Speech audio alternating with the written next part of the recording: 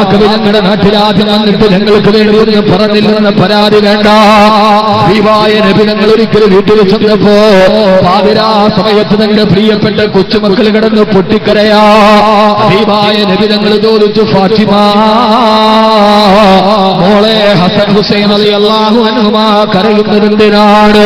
കൊച്ചുമക്കളുടെ കരച്ചിലിന്റെ കാരണം അന്വേഷിച്ച ഉപ്പയോട് നിറവാന കണ്ണുകളോട് ഫാത്തിമ പറഞ്ഞ മറുപടി, യാ റസൂലല്ലാഹ്, അവറ്റകൾക്ക് വിശന്നിട്ട് കരയാണ് നബിയെ, അവറ്റകൾക്ക് വിശന്നിട്ട് കരയാണ് തിരുദൂതരെ. ഹബീബായ നബി ഞങ്ങളുടെ ഉള്ളു വിടന്നുപോയി. എന്റെ കരളിന്റെ ക്ഷണമായ ഫാത്തിമ പിറവിയെടുത്ത മക്കൾ പാതിരാ സമയത്ത് അർദ്ധരാത്രി കിടന്നിട്ട് വിശന്നിട്ട് ഉറക്കം വരാതെ കരയുന്നെന്ന് കേട്ടപ്പോ മുത്തു റസൂലിന്റെ കണ്ണ് നിറഞ്ഞു. എന്താണ് പകരം കൊടുക്കാൻ കഴിയുക? ആ സമയത്ത് പറഞ്ഞു, ഫാത്തിമ വീട്ടിൽ കൊടുക്കാനൊന്നുമില്ലെന്ന് അവർക്ക് നിനക്ക് മുല്ലപ്പാല് കൊടുത്തുകൂടെ ഫാത്തിമ? മുലപ്പാല് കൊടുത്തുകൂടെ മോളെ? അതിന് പകരം മറുപടി കിട്ടിയത് നിരത്താറെയുള്ള പൊട്ടിക്കരച്ചിലാണ്. പ്രിയപ്പെട്ട കരളിന്റെ കസനത്തിന്റെ കരച്ചിൽ കേട്ട് നോക്കുമ്പോ മുഖം പൂട്ടി വെച്ചിട്ട് കരയാണ് പൊന്നുമോ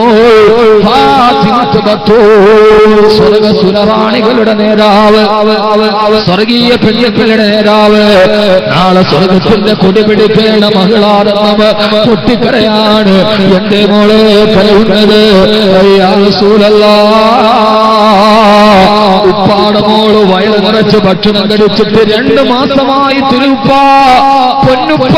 ഉപ്പാടെ മോള് വയറ് നിറച്ച് ഭക്ഷണം കഴിച്ചിട്ട് 2 മാസമായി ഉപ്പ ഭക്ഷണം കഴിക്കാതെ മോളുടെ സ്ഥലങ്ങളിൽ മുലപ്പാല് പോലും മക്കൾക്ക് കൊടുക്കാൻ കഴിയാത്ത രീതിയിൽ വറ്റിപ്പോയി ഉപ്പ. തൃക്കരിപ്പൂരിന്റെ സമൃദ്ധിയിൽ അല്ലാഹു നിലനിർത്തി തരട്ടെ. നീ വിനീത ദുആ ചെയ്യുന്നു. നിങ്ങൾക്ക് ആർക്കും പെങ്ങളെ ഈ ഒരു അവസ്ഥയെ കുറിച്ച് പറയാൻ കഴിയില്ല. പക്ഷേ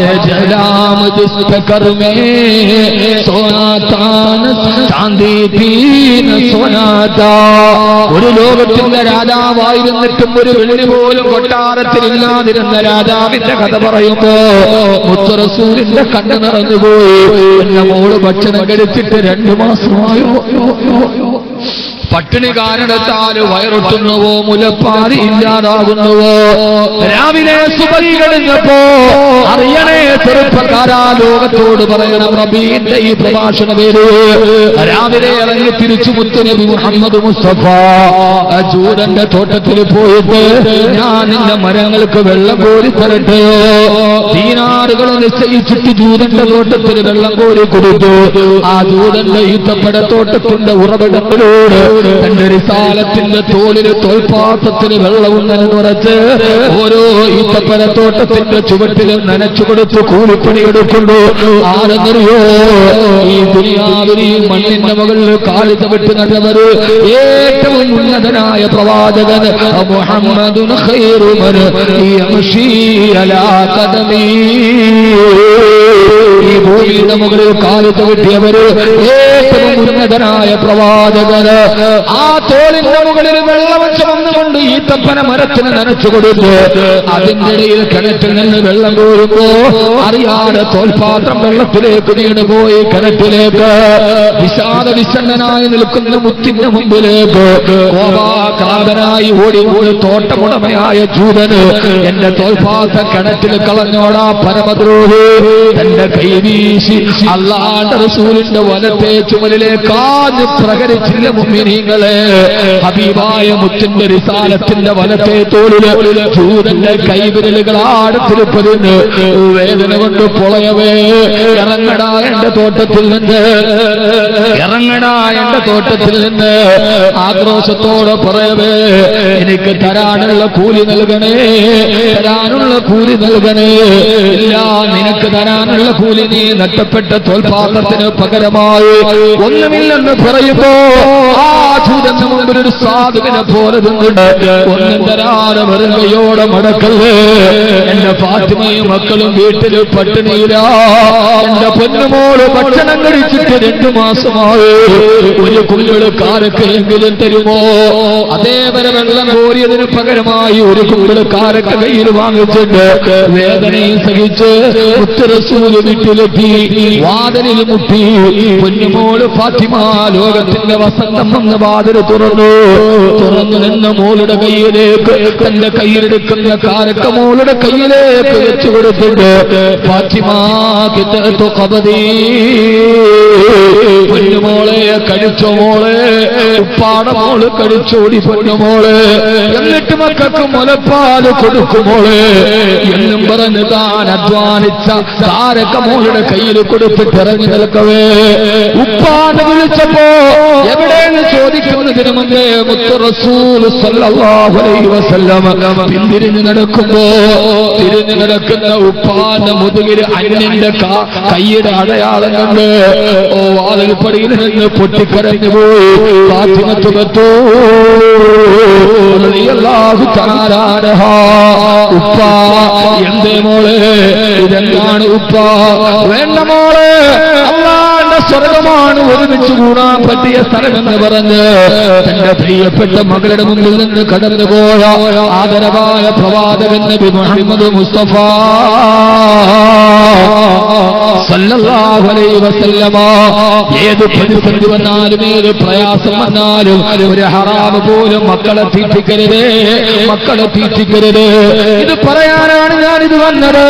നോട്ട് നിരോധിക്കട്ടെ, ബിസിനസ് തകരട്ടെ, എന്ത് വന്നാലും ചെറുപ്പക്കാരാ മുത്ത് റസൂലിന്റെ നിയോഗം ഈ സമകാലീന ലോകത്തോട് പറയാനാണ്.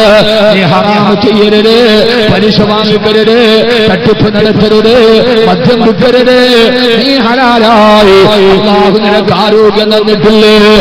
ഏത് പ്രയാസം വന്നാലും ഈ തൃക്കരിപ്പൂരങ്ങാടിയിൽ രാവിലെ മുതൽ വൈകുന്നേരം വരെ 3 ചക്രമുള്ള ഓട്ടോറിക്ഷ ഓടിക്കുന്ന, മത്തിക്കച്ചവടം തലയിൽ വെച്ച് നടത്തുന്ന, ഫുട്പാത്തിൽ കച്ചവടം നടത്തുന്ന ചെറുപ്പക്കാരാ,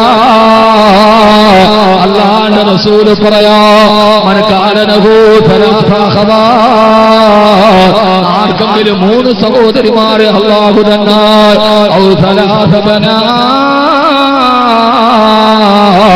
അല്ലെങ്കിൽ 3 പെൺമക്കളെ തന്നാൽ ആ സഹോദരിമാരെ മാന്യമായി കല്യാണം കഴിച്ചു വിടാനും ഭക്ഷണം കൊടുക്കാനും അല്ലെങ്കിൽ ആ പെൺമക്കളെ പഠിപ്പിക്കാനും അവരെ മാന്യമായി കല്യാണം കഴിച്ചു വിടാനും ഒരു സഹോദരനോ ഒരു പിതാവോ കൂലിപ്പണി ചെയ്താ അവൻ ഓട്ടോറിക്ഷ ഓടിച്ചാൽ ബഹുവക്കൽ മുജാഹിദ്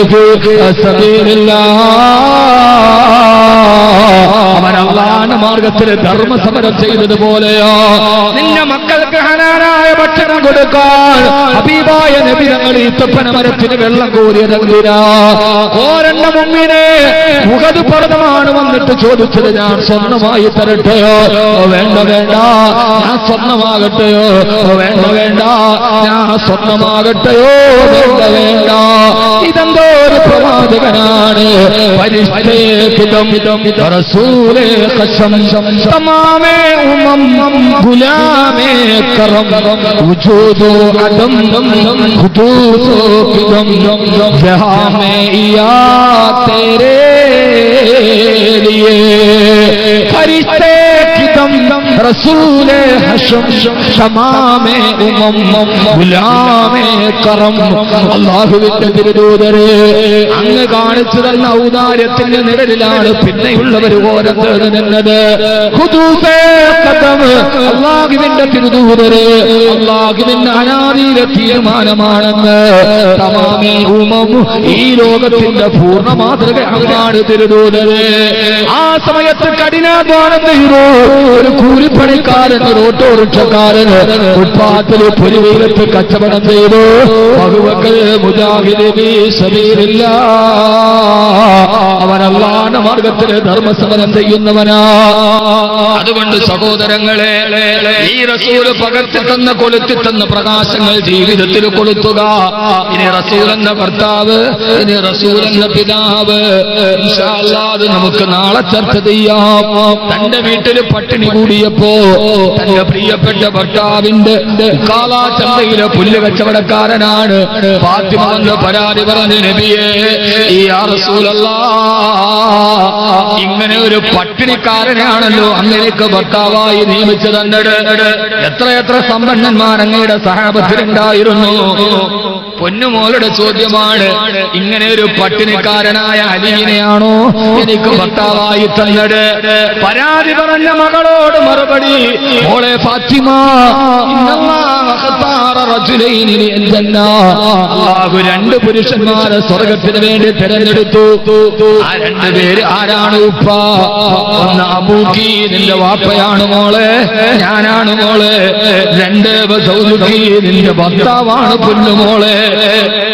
പറയാൻ പറ്റോ? കാസർഗോഡ് പെണ്ണെ, തൃക്കരിപ്പൂര പെണ്ണെ, നിനക്കിട്ടപ്പെട്ട ചെറുപ്പക്കാരന്റെ കൈപിടിച്ച് ഉപ്പാന്റെ കണ്ണീരിന് വിലയില്ല, ഉമ്മാടെ മുലപ്പാലിന്റെ മണത്തിനും വിലയില്ല, അവൾ അനുഭവിച്ച താരാട്ടിനും പ്രശ്നമില്ല. നിനക്കിട്ടപ്പെട്ടവന്റെ കൈപിടിച്ചു പോകുമ്പോ വാപ്പ ഏൽപ്പിച്ചു തന്ന ഭർത്താവിന്റെ ദാരിദ്ര്യത്തെ കുറിച്ച് പരാതി പറഞ്ഞപ്പോ, ഫാത്തിമ, നീ ജീവിച്ചത് രണ്ട് സ്വർഗവാസികളുടെ കൂടെയാണ്. അബൂക്കി, ഒന്ന് നിന്റെ ഉപ്പയാണ്, രണ്ട് സൗദുക്കി, നിന്റെ ഭർത്താവാണ് ഫാത്തിമ. സ്വർഗത്തെ കുറിച്ച് കേട്ടപ്പോ ഫാത്തിമയെല്ലാം മറന്നു, ഫാത്തിമയെല്ലാം മറന്നു. റളിയല്ലാഹു അൻഹാ, തൃക്കരിപ്പൂരപ്പങ്ങളെ, ഈ ലോകം അവസാനിക്കുന്നതാണ് ഫാത്തിമയ്ക്കറിയാം. പരാതികളും പരിമിതികളും പരിദേവനങ്ങളും പരിതാപങ്ങളും പരിതിരഞ്ഞിരിക്കുമ്പോഴും പാരിലെ പരമസുഖമല്ല, പരലോകത്തിന്റെ പരമാനന്ദമാണ് പരികരണീയമെന്ന് കരുതി പാതിരാത്ത് പടച്ചറപ്പിനോട് പൊട്ടിക്കരഞ്ഞിട്ട് അള്ളാഹുവിനോട് ചോദിച്ചു, ഫാത്തിമ, എനിക്ക് അള്ളാഹുവേ സ്വർഗം നൽകണേ അല്ലാ. അതുകൊണ്ട് റബീന്റെ ആദ്യത്തെ ദിവസം എഴുന്നേറ്റ് നിന്ന് സലാത്ത് ചൊല്ലി നമ്മൾ ദുആയിലോട്ട് കടക്കുന്നു. നാളെ ലക്ഷക്കണക്കിന് സലാത്തുകൾ സമാപനത്തിന് ചൊല്ലി നാളത്തെ രാത്രിയിൽ മലക്കുകൾ ആമീൻ പറയും, മലക്കുകൾ സലാത്ത് ചൊല്ലും. തങ്ങളെ ഫാത്തിമയാവുക, ആധുനിക ലോകത്തിന്റെ അസുരഭാവങ്ങൾ വെടിയുക. അല്ലാഹുവേ, എനിക്ക് സ്വർഗം വേണമല്ലാ, സ്വർഗം വേണമല്ലാ. അവിടെയല്ലേ ഏറ്റവും നല്ല സുഖമുള്ളത്. കിളക്കണ്ട, പൂട്ടണ്ട, വെയിൽ കൊള്ളണ്ട,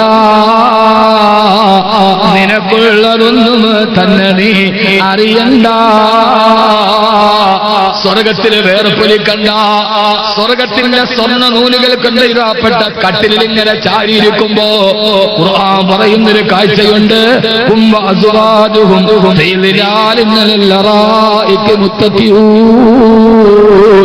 അവരും അവരുടെ ഭാര്യമാരും അവരുടെ പൊന്നുമക്കളെ മടിയിലിരുത്തിയിട്ട് അവര് സ്വർഗത്തിൽ ചാരിയിരിക്കുമെന്ന് വിശുദ്ധ ഖുർആൻ. അല്ലാഹു നമ്മളെ അവിടെ വരെ എത്തിക്കുമാറാകട്ടെ. അല്ലാഹു നമ്മളെ അവിടെ വരെ എത്തിക്കുമാറാകട്ടെ. അതുകൊണ്ട് റബീന്റെ മഹാസദസ്സിൽ പെങ്ങളെ, ഞാൻ ആദ്യം ചോദിക്കുകയാണ്, ഭാരാഭാരം പോലെ പരന്നു കിടക്കുന്ന ഈ കറുകറുത്ത പർദ്ദയിട്ട സമൂഹത്തിൽ നിന്ന് അല്ലാഹുവിന്റെ ദീനിനു വേണ്ടി, ഈ ഖുർആൻ പഠിപ്പിക്കാൻ വേണ്ടി ഒരു സ്വർണ്ണവള ഈ സദസ്സിൽ നിന്ന് ഞാൻ എന്റെ 18 വർഷത്തെ പ്രഭാഷണ വേദികൾ ഇന്നലെ ഇതേ സമയത്ത് കോട്ടയം ജില്ലയിലെ ഈരാറ്റുപേട്ട ഇതിന്റെ 10 മടങ്ങ് സ്ത്രീകൾ നിരന്ന് കിടക്കുന്നു. ചോദിച്ചൊരു വള തരുമോ? 999 പേര് ഇതുവരെ തന്നിട്ടുണ്ട്. ഒരു സഹോദരി തന്നു, 1000ാമത്തെ ആള് ഞാനാണ്. അല്ലാഹു സ്വീകരിക്കുമാറാകട്ടെ. അല്ലാഹു ഒരു മുറാദ് ഹാസിലാക്കട്ടെ. മരിച്ചുപോയ ഭർത്താവിന് വേണ്ടി ദുആ ചെയ്യണം. ഇന്നിവിടെ തരുന്നത് 1001ാമത്തെ ആളാണ്. ഇവിടെ നിൽക്കുന്നതിൽ നിന്ന് ഏതെങ്കിലും ഒരു സഹോദരിമാര് ഈ ഖുർആൻ പഠിപ്പിക്കുന്ന സദസ്സിലേക്ക്, ഈ ഖുർആന്റെ സദസ്സിലേക്ക്, ഈ ഖുർആൻ ഇൻഷാ അല്ലാഹ് പിന്നീട് ഞാൻ വിവരിച്ചു തരാം.